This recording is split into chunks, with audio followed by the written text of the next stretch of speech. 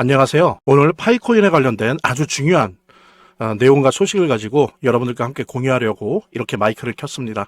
여러분들 어제, 오늘이 아니죠. 어제죠. 벌써 이제 어제인데, 어제 연준이 3연속 금리 인하를 했습니다. 그러니까 3연속이라는 건 아시는 것처럼 9월에 한 번 했고요. 10월에 한 번 했고, 이번에 이제 12월에 한 거죠. 그래서 0.25 베이비 컷을 했습니다. 예, 그래서 결국에 3연속 하면서 금리가 약 0.75% 정도 이제 인하가 된 거죠. 기준금리가.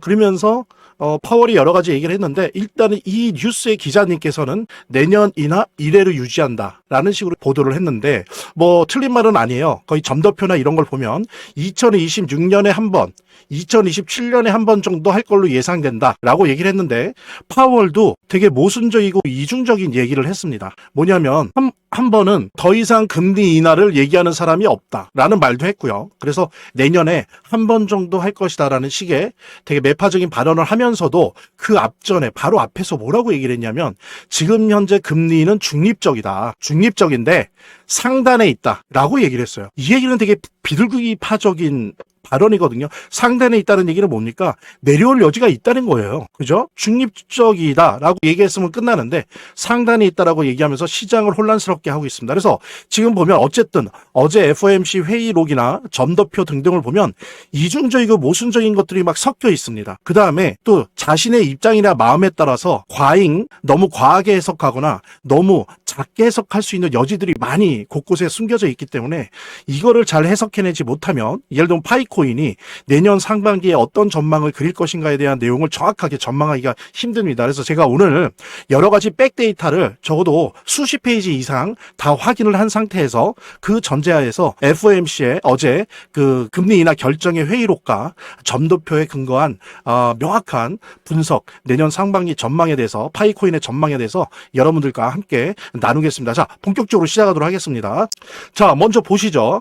0.25 인하를 했습니다. 3회. 예, 이거는 좋은 거예요. 근데 중요한 거는 이걸로 끝나는 게 아니라, 사실 이거는 시장에 이미 반영이 돼 있습니다. 요즘 그래도 10월, 11월 정말 억하는 소리가 나오고 정말 피눈물이 나올 정도로 시장이 안 좋았죠. 조종장이었죠. 근데 요즘 그래도 한 2번 눌리면 하루 괜찮고, 아니면 이틀 괜찮으면 하루 눌리고, 그래도 어느 정도 좀 분위기가 선선한 바람이 불어오고 있습니다. 가을 바람이. 자, 그랬을 때 이렇게 된 이유 여러 가지가 있는데, 그 중에 하나는 뭐냐면, 12월에 FOMC가 금리 인하를 할 거다라고 하는 것이 4년 사전에 반영된 겁니다. 이미 이건 끝난 문제예요. 끝난 문제고, 이제 남는 문제는 뭐냐면은 향후에 내년에 어떻게 될 거냐는 겁니다. 2026년에. 자, 1월, 3월, 5월에 있습니다. FOMC가. 이게 어떻게 될 거냐라고 했을 때, 지금 JP 모건은 이러면 투자은행 중에서 IB 중에서 가장 보수적이라고 하는 JP는 12월에도 금리 인하가 없을 거다라는 입장에 있다가 그거를 바꾸면서 뭐라 그랬냐면은 12월 포함해서 1월, 3월까지는 금리 인하가 있을 것이다라고 예상을 했어요. 그 다음에 이어서 시티은행, 제가 또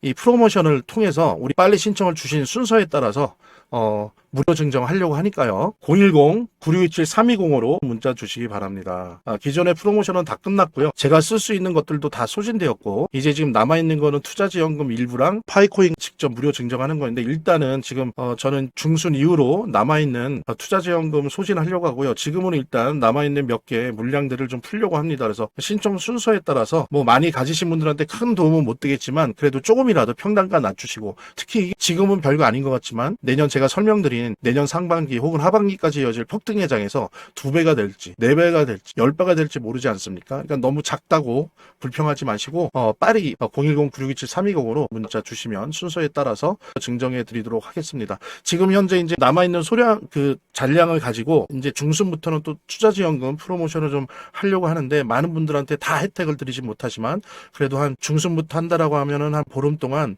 한 20분에서 30분 한정해서 투자지원금 준비하고 있습니다. 하지만 그거는 이제 숫자가 정해진 거니까, 일단 지금 요 문자 주시면 큰 선물은 못 되더라도, 큰 위로는 못 되더라도 요즘 좋지 않은 암호화폐장에서 힘 얻으시라고 무료 증정 해드리도록 하겠습니다. 자, 시티은행이 있는 시티그룹 같은 경우에도 뭐라고 예상을 했냐면 12월 할 거고, 그 다음에 내년 1월, 3월까지는 최소한 금리 인하를 연속으로 할 거다라고 얘기를 했습니다. 근데 이에 대해서 예를 들어 SC은행, 스탠다드 차타드 은행 같은 경우에는 12월은 하겠지만 1월, 3월을 할지 알 수 없다.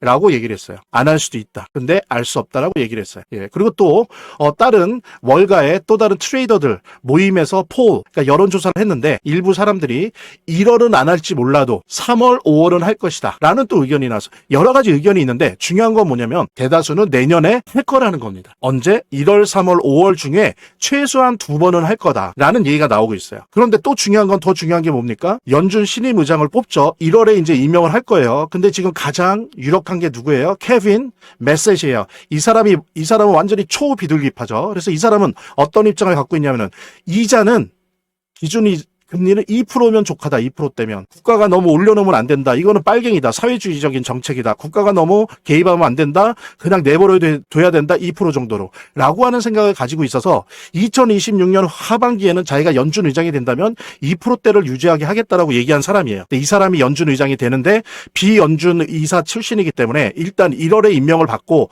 2월에 연준 이사로 들어와서 일을 하다가 7월에 연준 이제 의장으로서 일을 하게 될 겁니다. 이 사람이 결합하기 때문에 이사 중에 한 명이 이 사람과 함께 뭐 여러분 스티브 마린이나 이런 비둘기파 들이 더 힘이 세지기 때문에 한편으로는 이 금리 인하 전망이 적어도 1, 3, 5월 중에 최소 2번 내지 3번 다 할 것이다라고 하는 거에 더 무게가 실리는 건 사실입니다. 이거는 우리 파이코인의 입장에서는 되게 전망이 좋은 거죠. 예, 이렇게 계속 금리 인하가 된다면 어떻습니까? 예를 들면 이 3번 중에 2번만 돼도 총 얼마가 이자가 완화되는 겁니까? 9월부터 시작하면 5번이니까 어때요? 1.25%.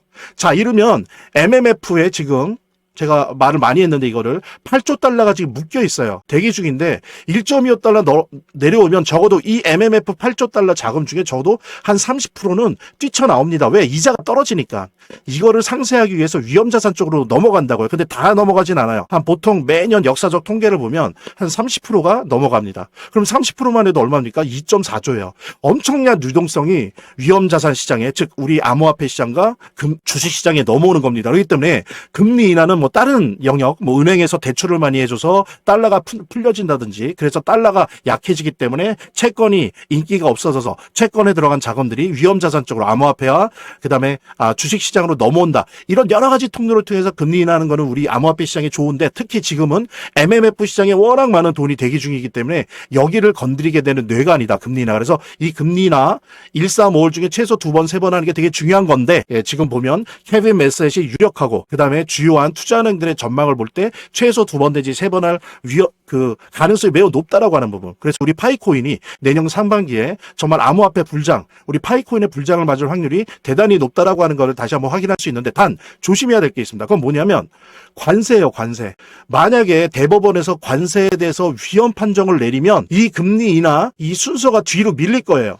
그게 여름이 됐건 내년 가을, 겨울이 됐건 밀릴 겁니다. 그럼 몇 달 뒤로 밀려지는 거예요. 요 변수가 있다. 근데 이러면 JP모건이나 시티은행들이 이걸 모를까요? 알긴 아는데 이게 위헌이 되더라도 트럼프 행정부는 여기에 대한 답을 가지고 있다라고 보는 거예요, 이 사람들은. 근데 어쨌든 저는 객관적으로 공정하게 봤을 때 분명히 요 위험 요소가 있긴 한데 확률적으로 보면 요것이 된다 해도 여기에 대한 대안이 있기 때문에 이렇게 계속 연속적인 금리 인하가 가능할 것이고 암호화폐 불장에 기름을 불, 그래서 우리 파이코인의 폭등을 일으킬 수 있는 그런 계기가 만들어질 수 있다는 부분 정리할 수 있고요. 그 다음에 더 중요한 게 하나 있습니다. 요 부분에 대해서 많은 학자들이나 전문가들이 이상한 이견들을 막 내는데 제가 오늘 정확하게 정리를 할게요. 그게 뭐냐면 죄송합니다. RMP예요, RMP. 이 RMP를 연준이 이제 곧 풀거든요. 이게 뭐냐면은 단기 채권이에요.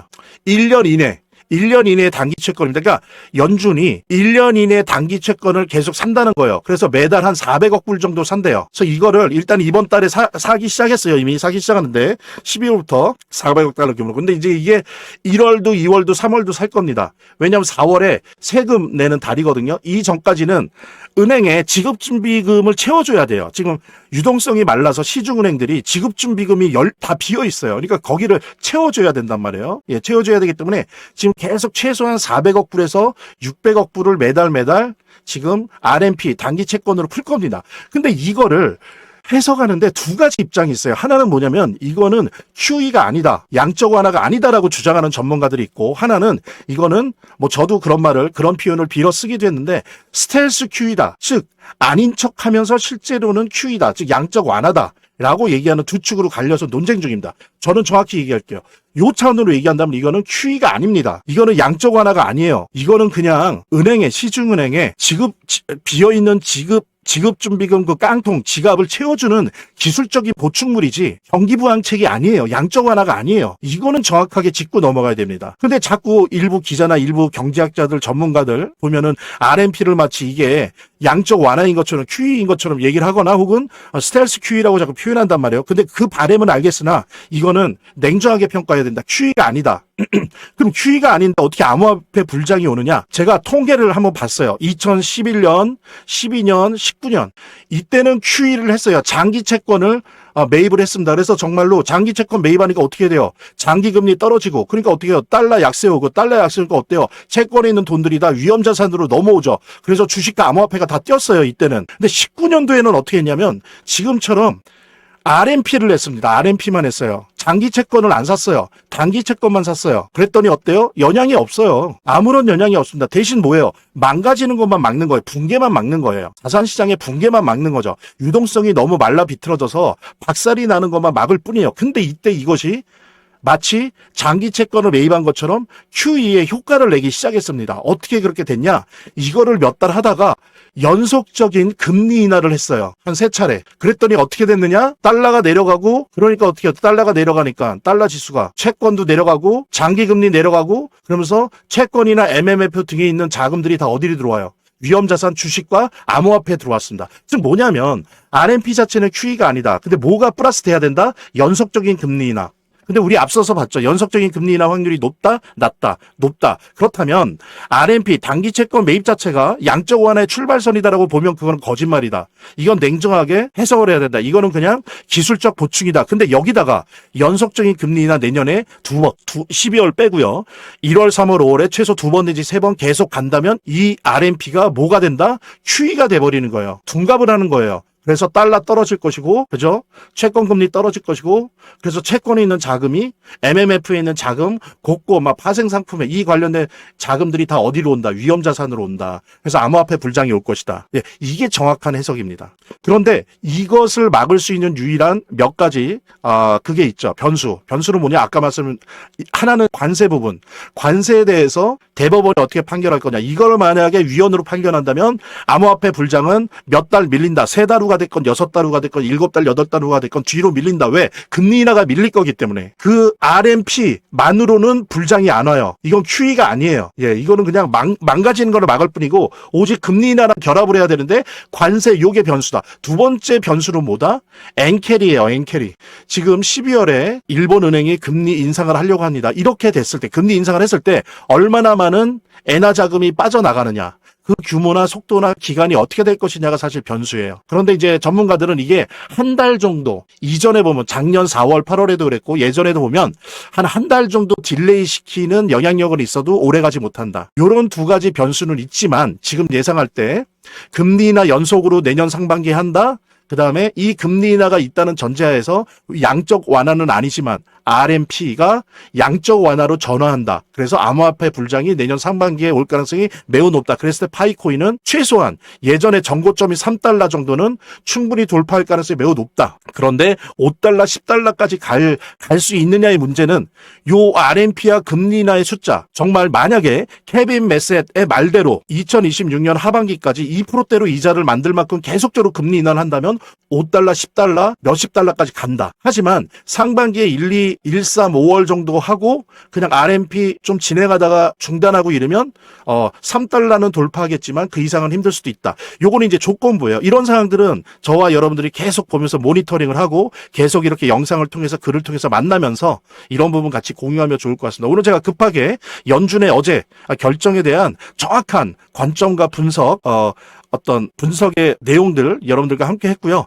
자, 점점점 다가오고 있습니다. 파이코인. 여러분들 제가 항상 말씀드린 것처럼 지금은 어느 때보다도 만약에 여유가 있다면 시장에서 사시고요. 아주 쌉니다. 그 다음에 무조건 노드 채굴 하세요. 핸드폰으로 하는 걸로 한계가 있고요. 컴퓨터 하나 쌉니다. 4, 50만 원짜리 하나 사갖고 걸어 놓으세요. 노드 만들어 놓으세요. 그러면 단순히 채굴 보상뿐만이 아니라 알죠, 요즘 이거 AI 데이터 센터 만들려고 베타 테스팅 하기 때문에 나중에 연산 보상까지 받을 수 있습니다. 그러니까 반드시 가능하시다면 노드 채굴 하시고 또 여유가 있으시면 시장에서도 더 구매하셔도 좋을 그런 타이밍이다. 내년에 암호화폐 불장이 올 확률이 높다라는 거 여러분들과 함께 공유하면서 010-9627-3205로 문자 주시기 바랍니다. 기존의 프로모션은 다 끝났고요. 제가 쓸 수 있는 것들도 다 소진되었고 이제 지금 남아있는 거는 투자지원금 일부랑 파이코인 직접 무료 증정하는 거인데 일단은 지금 저는 중순 이후로 남아있는 투자지원금 소진하려고 하고요. 지금은 일단 남아있는 몇 개 물량들을 좀 풀려고 합니다. 그래서 신청 순서에 따라서 뭐 많이 가지신 분들한테 큰 도움은 못 되겠지만 그래도 조금이라도 평단가 낮추시고 특히 이게 지금은 별거 아닌 것 같지만 내년 제가 설명드린 내년 상반기 혹은 하반기까지 이어질 폭등회장에서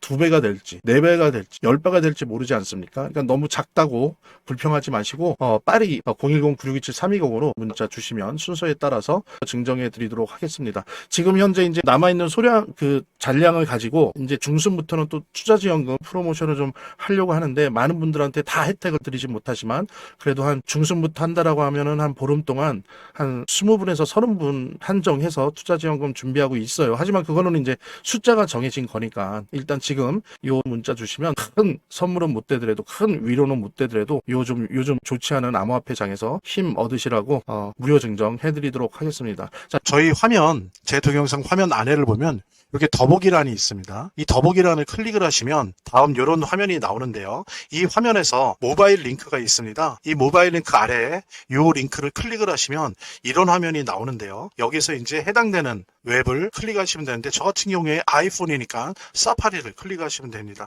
그 다음에는 열기를 클릭하시면 되고요. 그 다음에 보면은 이렇게 보내기 버튼만 누르면 완료됩니다. 자, 이렇게 편하게 몇 번의 클릭만으로 보시는 거 활용하시고요. 구독자 및 시청자분들에게 간단한 안내 드립니다. 이 화면의 고정 댓글에 보면 구독자와 시청자분들에게 드리는 혜택 설명이 있거든요. 꼭 한번 봐주시기 바랍니다. 구독과 좋아요 한 번씩 눌러주시고요. 제 채널의 유일한 에너지니까요. 다음 영상에서 다시 찾아뵙겠습니다. 시청해주셔서 감사합니다.